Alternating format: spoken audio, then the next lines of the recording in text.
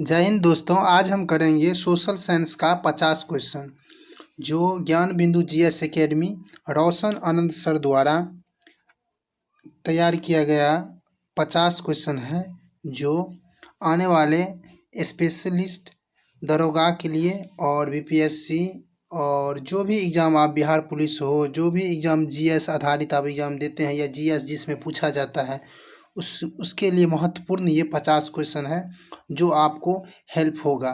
आइए तो हम ये 50 क्वेश्चन करते हैं और इससे भी पहले कई 50 क्वेश्चन 25 क्वेश्चन का सेट हमने आपको कराए हैं। वो प्ले लिस्ट में जाके आप टेस्ट डेली टेस्ट सीरीज करके बनाया हुआ है, उसमें आपको वहाँ से आप वीडियो देख सकते हैं। ये आपको महत्वपूर्ण है जो आपको आने वाले एग्ज़ाम में हेल्प होगा।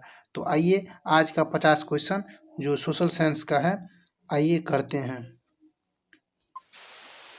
ये 50 क्वेश्चन जो हिस्ट्री पॉलिटी और ज्योग्राफी का है, जो आज हम आपको 50 क्वेश्चन इसमें सम्मिलित है जो आज हम आपको कराएंगे। तो आइए फर्स्ट क्वेश्चन है, क्वेश्चन नंबर 1 है, भारतीय इतिहास के अंग्रेजी लेखकों के संदर्भ में निम्नलिखित कथनों पर विचार कीजिए।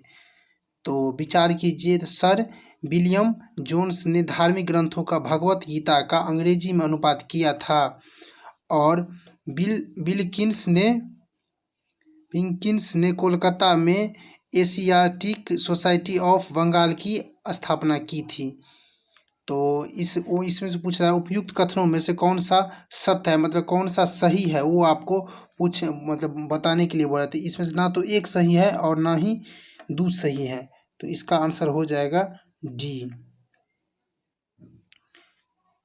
एक भी गलत है और दो भी गलत है आपका।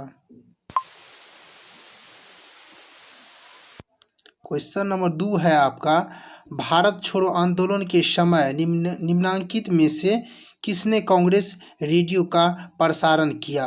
क्वेश्चन नंबर 2 जिसका आंसर हो जाएगा आपका उषा मेहता। क्वेश्चन नंबर 2 का सी हो जाएगा उषा मेहता। क्वेश्चन नंबर 3 है आपका, क्रिप्स योजना के स्वीकार करना भारत को अनिश्चित खंडों में विभाजित करने के लिए मार्ग प्रशस्त करना था। उपरोक्त कथन किसके द्वारा कहा गया। तो ये कथन किसने कहा था, ये कथन कहा था 3 नंबर क्वेश्चन 3 का आपका होगा, ये जवाहरलाल नेहरू जी ने कहा था। जवाहरलाल नेहरू इसका आंसर हो जाएगा क्वेश्चन नंबर 3 का ऑप्शन बी। क्वेश्चन नंबर 4 पर आइए आप, निम्नलिखित कथनों पर विचार कीजिए। विनियोग विधेयक का निर्माण संविधान के अनुच्छेद 117 में है और विनियोग विधेयक संचित निधि से राशि निकालने से संबंधित है। तीसरा है, प्रत्येक विनियोग विधेयक धन विधेयक होता है। और उपरोक्त में से कौन सा कथन सही नहीं है, मतलब कौन सा कथन गलत है, तो आपको गलत चुनने के लिए बोला जा रहा है। तो इसका केवल एक जो है ना ये गलत है, केवल एक जो है ना आपका 4 का केवल एक ये गलत है आपका। ये आर्टिकल 117 जो है ना वित्त विधेयक से संबंधित है। तो आइए क्वेश्चन नंबर 5। क्वेश्चन नंबर 5 है आपका, के कामराज के संदर्भ में निम्नलिखित कथनों पर विचार कीजिए।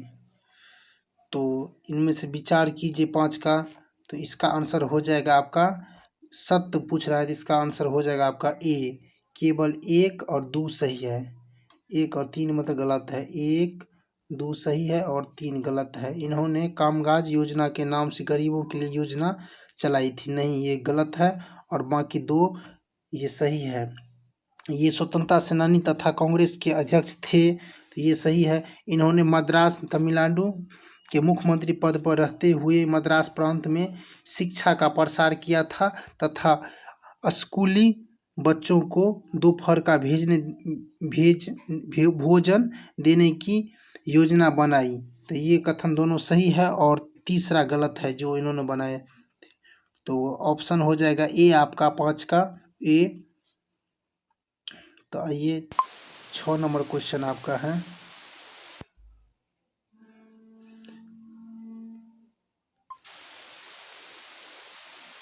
किसी भारतीय राज्य के राज्यपाल से संबंधित निम्नलिखित कथनों में कौन सा कथन सत्य नहीं है, मतलब कौन सा कथन आपका गलत है, वो गलत चुनने के लिए आपको कहा जा रहा है गलत। तो इसका आंसर हो जाएगा डी, आंसर हो जाएगा। ऑप्शन ए है वह भारत के राष्ट्रपति द्वारा नियुक्त होता है, ये सही है। तो ऑप्शन बी है वह एक से अधिक राज्यों का राज्यपाल हो सकते हैं, हाँ ये भी एक से अधिक राज्यपाल हो सकते हैं। और ताकि आप वेतन जो इनका है ना, जो दोनों राज्य मिला कर दिया जाएगा जब तक वो दोनों राज्य का मतलब राज्यपाल रहेंगे। कुछ दिन पहले ही जब बिहार के पूर्व राज्यपाल फागू चौहान थे तो उनको बंगाल का राज्यपाल बना दिया गया था। तो उस समय तो इस दो गो राज्य का राज्यपाल बन सकते हैं। हाँ, तो ऑप्शन सी है, ये भी सही है। ऑप्शन सी है वह 5 वर्ष तक पद रह सकता है, हाँ 5 वर्ष तक पद पर रह सकते हैं। ऑप्शन नंबर डी इनका गलत। ऑप्शन नंबर डी जो ये ऑप्शन है ये 6 का ये गलत है। यदि संबंधित राज्य की व्यवस्थापित का उसे पद से हटाए जाने का प्रस्ताव स्वीकार करती है तो वह पदावधि के पूर्व ही पद मुक्त किया जा सकता है, ये गलत है। तो आइए 7 नंबर क्वेश्चन है, पामीर ग्रंथि अवस्थित है।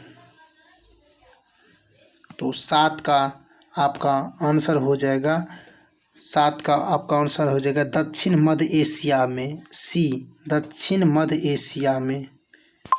क्वेश्चन नंबर 8 है आपका, जो ये निम्नलिखित में कौन सा मतलब सम्मिलित करने के लिए बोला जा रहा है आपका लैगून। तो 8 का आंसर हो जाएगा आपका बी।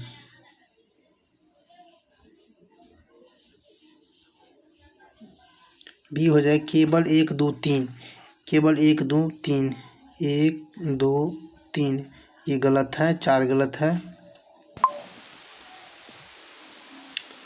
क्वेश्चन नंबर 9 है आपका, भारत में ताला नहर तंत्र को प्रस्तावित किया गया है। तो 9 का आंसर हो जाएगा विश्वेश्वरैया ने, सी।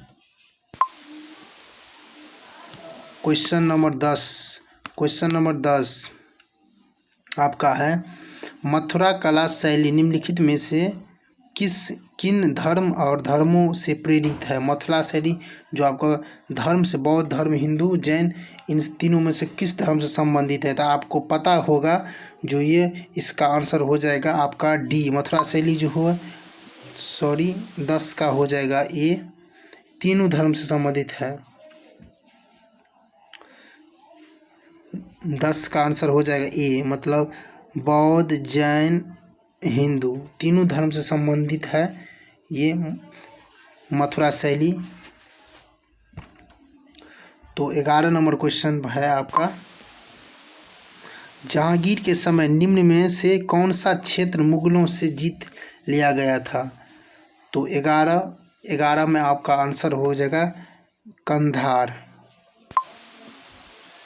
क्वेश्चन नंबर 12 है आपका, निम्नलिखित में से कौन सी एक विशिष्टता एकता व्यवस्था की नहीं है। तो 12 नंबर क्वेश्चन है आपका, 12 को हो जाएगा सी का हो जाए आंसर आपका 12 का होगा, एकता से एकत्रित राजस्व सीधा सुल्तान के खाते में जाता है, ये गलत है। तो 13 नंबर क्वेश्चन, 13 नंबर क्वेश्चन है आपका, तुंगभद्रा नदी किस साम्राज्य का भरण पोषण करती थी। तो 13 विजयनगर का, 13 का बी हो जाएगा। 14 नंबर क्वेश्चन है आपका, निम्नलिखित में से कौन सा कथन असत्य है, मतलब कौन सा कथन गलत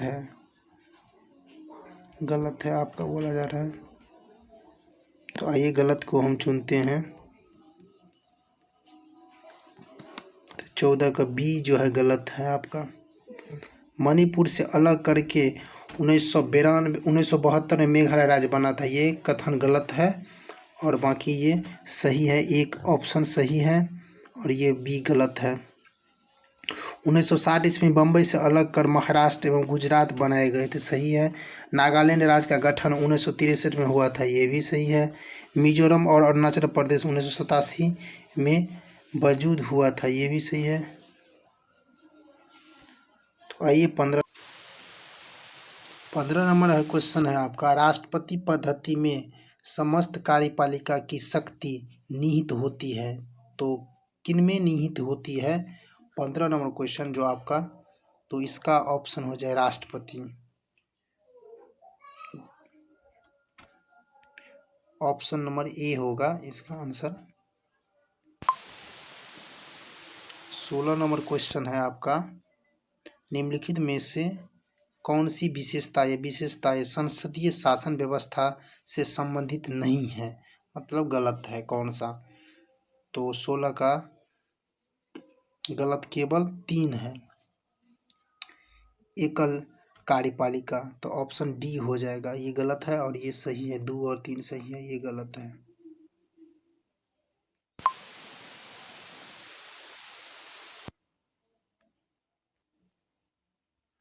सत्रह नंबर क्वेश्चन है आपका, निम्नलिखित राज्यों पर विचार कीजिए। निम्नलिखित राज्यों पर विचार कीजिए। 17 अरुणाचल, असम, मेघालय और मिजोरम। उपरोक्त में से कौन सा म्यांमार के साथ अपनी भू सीमा साझा करती है? तो कौन कौन राज्य भू सीमा साझा करती है? तो इसका आपका हो जाएगा 17 नंबर क्वेश्चन का आंसर हो जाएगा 1 और अरुणाचल प्रदेश और मिजोरम, 1 और 4। तो ऑप्शन इसका अकॉर्डिंग जाइएगा आप तो बी हो जाएगा। 17 का बी। 18 भारत के प्रायद्वीपीय क्षेत्र के बारे में निम्नलिखित कथनों पर विचार कीजिए। 18 नंबर क्वेश्चन का, भारत के गोंडवाना कोयला भंडार का 90% से अधिक भाग प्रायद्वीपीय क्षेत्र में पाया जाता है। प्रायद्वीपीय भारत का सर्वोच्च शिखर डोडा बेटा है, डोडा बेटा है। तो उपरोक्त में से कौन सा कथन सही है? तो 18 का केवल 1 सही है, ये सही है, ये गलत है। तो ऑप्शन ए हो जाएगा आंसर, 18 का ए। 19 नंबर क्वेश्चन पर आइए। 19 नंबर क्वेश्चन है आपका, म्यांमार का प्रमुख नगर मांडले निम्नलिखित में से किस नदी के किनारे स्थित है? तो 19 का हो जाएगा इरावदी। तो ये आंसर हो जाएगा। भारत के सम प्रतीक के नीचे उत्कीर्ण भारत की राष्ट्रीय आदर्श गीत सत्यमेव जयते कहाँ से ली गई है? तो ये कहाँ से ली गई है? सत्यमेव जयते, तो 20 का हो जाएगा मुंडक उपनिषद से। तो 21 नंबर क्वेश्चन है आपका,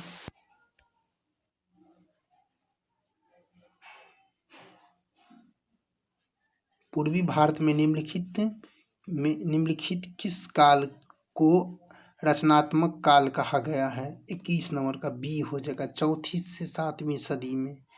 4वीं से 7वीं सदी में, तो 21 का बी हो जाएगा आपका।